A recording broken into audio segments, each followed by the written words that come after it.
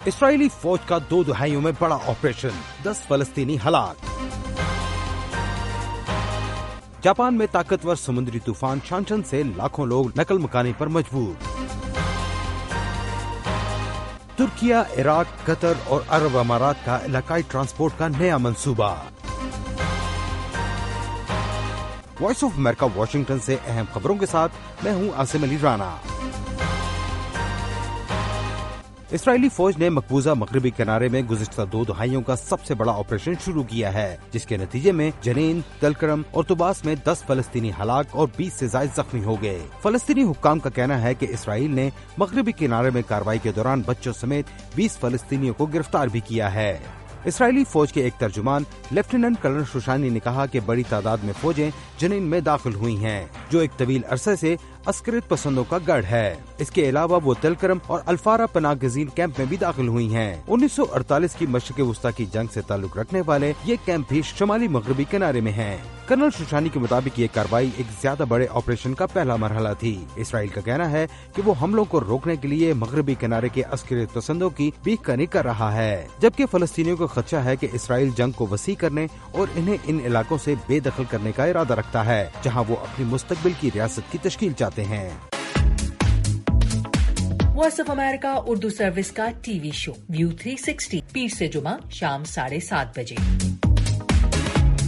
چین کے صدر شی جن پنگ اور امریکی قومی سلامتی کے مشیر جیک سلیوان کے درمیان ملاقات ہوئی ہے، جس میں صدر شی کا کہنا ہے کہ چین اور امریکہ کو دنیا بھر میں استحکام کا ذریعہ ہونا چاہیے۔ امریکی قومی سلامتی کے مشیر جیک سلیوان ایک طویل عرصے کے بعد اس وقت چین کے دورے پر ہیں۔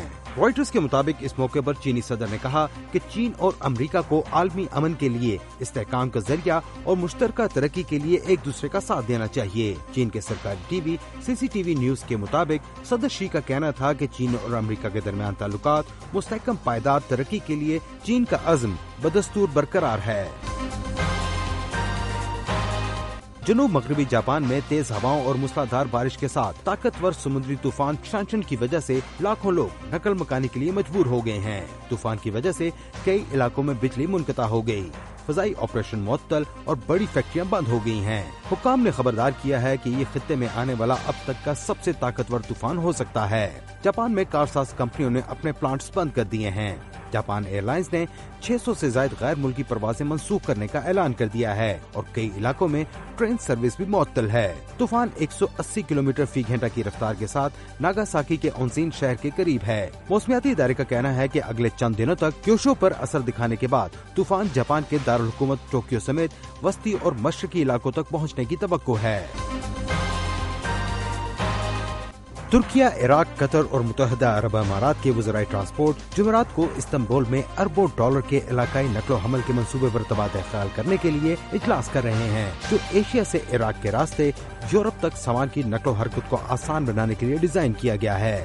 20 ارب ڈالر کا مجوزہ ترقیاتی روڈ پروجیکٹ جنوبی عراق میں بصرہ میں واقع گرینڈ فاو پورٹ کے ذریعے خلیج سے یورپ تک سامان کی نقل و حمل کو آسان بنانے کے لیے ڈیزائن کیا گیا ہے۔ اس بندرگاہ کو ریلوے اور ہائی ویز کے وسیع نیٹ ورک کے ذریعے ترکی اور بعد ازاں یورپ سے منسلک کیا جائے گا۔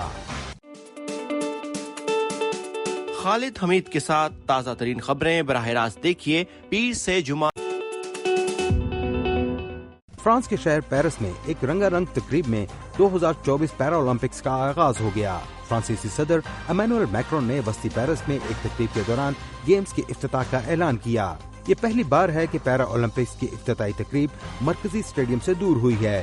افتتاحی تقریب میں 168 ممالک کے 4400 کھلاڑیوں نے اسٹیڈیم میں پریڈ کی۔ اس موقع پر موجود 30,000 تماشائیوں نے یہ تاریخی لمحات دیکھے۔ وائس آف امریکہ واشنگٹن کی اردو سروس سے خبروں کو یہ بلیٹن ختم ہوتا ہے۔ میں ہوں عاصم علی رانا اور ایڈیٹر تھی سارہ حسن۔